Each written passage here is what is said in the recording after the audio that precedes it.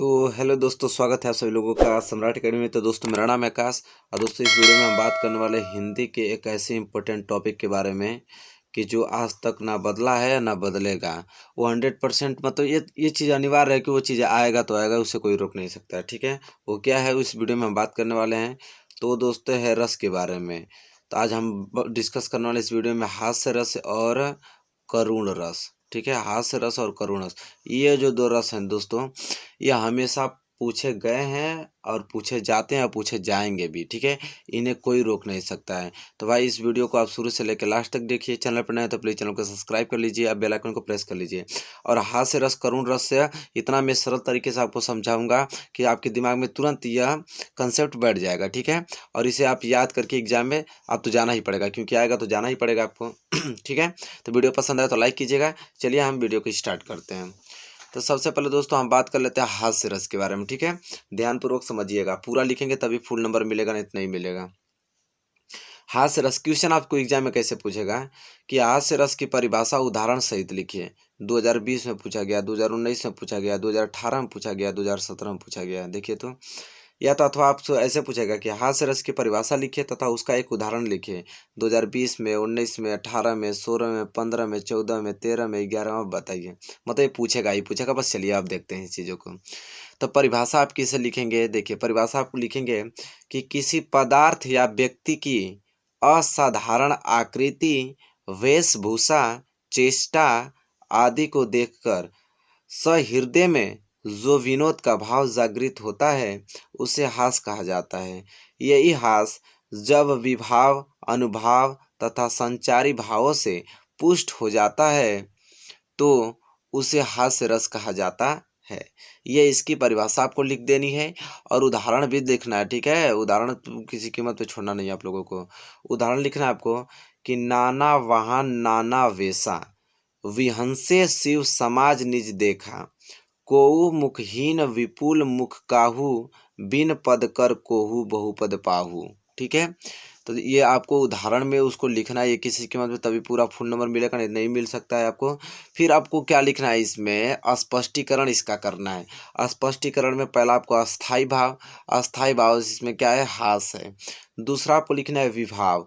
विभाव में 3 पॉइंट लिखना पड़ेगा दोस्तों। आलम्बन विभाव, आलम्बन विभाव में लिखना पड़ेगा शिव समाज। और दूसरा में आश्रयालंबन, इसमें लिखना पड़ेगा स्वयं शिव। ठीक है, और तीसरा उद्दीपन, उद्दीपन में लिखना पड़ेगा विचित्र वेशभूषा। और तीसरा इसका अनुभाव देख लेते हैं। ठीक है, तो इसका अनुभाव है शिवाजी का हंसना। ठीक है, शिवाजी का हंसना इसका अनुभाव है।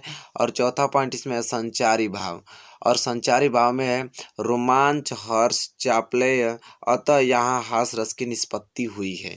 तो दोस्तों यह पूरा चीज लिखेंगे आप, तब जाके आपको फुल मार्क्स मिलेगा। ठीक है, तो प्रश्न ये रहेगा, पहले इसको परिभाषा आप लिखेंगे, फिर इसका उदाहरण लिखेंगे, फिर इसका स्पष्टीकरण करेंगे, तब जाके पूरा फुल मार्क्स आपको मिलेगा। ठीक है, तो दोस्तों उम्मीद करता हूँ कि हास्य रस आपको क्लियर हो चुका होगा। इसे तो किसी कीमत पे याद करके ही जाना है भाई। ठीक है, क्योंकि ये चीज़ें फिक्स न है, तो इन चीज़ को याद करना है। तो दोस्तों उम्मीद करता हूँ हास्य रस हो गया होगा आप लोगों को क्लियर। अब चलिए करुण रस देखते हैं। तो दोस्तों देखते हैं करुण रस। देखिए करुण रस कैसे क्वेश्चन पूछेगा आप लोगों को कि करुण रस की परिभाषा या लक्षण उदाहरण सहित लिखिए। देखिए 2018 में पूछा गया है, 17 में, 16 में, 13 में, 12 में। या तो आपसे ऐसे पूछेगा कि करुण रस की परिभाषा उदाहरण सहित लिखिए। 2020 में पूछा गया था, 19 में, 18 में, 15 में, 14 में, 11 में, तो पूछेगा ही पूछेगा। ठीक है, तो दोनों में से कोई एक आपको करना होगा, तो दोनों याद कर लीजिएगा, दोनों में से कोई एक कर लीजिएगा आप लोग। परिभाषा देखिए, परिभाषा आपको यह है इसका करुण रस का कि प्रिय व्यक्ति या मनचाही वस्तु के नष्ट होने या उसका कोई अनिष्ट होने पर हृदय शोक से भर जाए, तब करुण रस की निष्पत्ति होती है।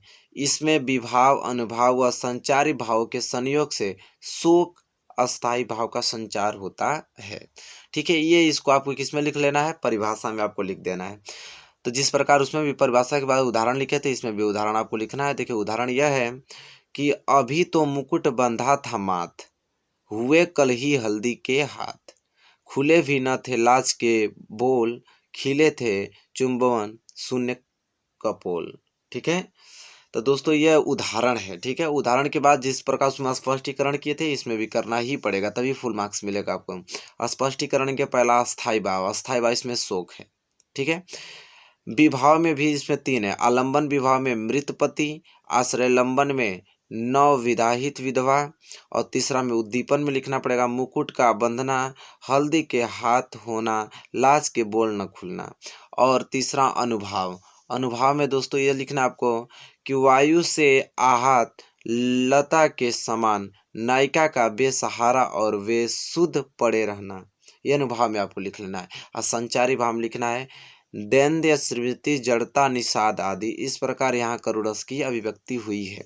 तो दोस्तों आप इतना अगर पूरा आप लिखते हैं, देखिए प्रश्न आपको ये रहेगा, आपको परिभाषा देखिए स्क्रीनशॉट ले लीजिए, परिभाषा लिखना पड़ेगा, फिर इसका उदाहरण लिखना पड़ेगा, फिर स्पष्टीकरण लिखना पड़ेगा। ठीक है, तो यह 2 चीज़ आपको याद करके जाना। जो नहीं याद कर जाएगा समझ लीजिए सबसे बड़ा मूर्ख आदमी वही है। ठीक है भाई, अब ये चीज़ें हैं, देगा आपको तो याद करना ही पड़ेगा ना।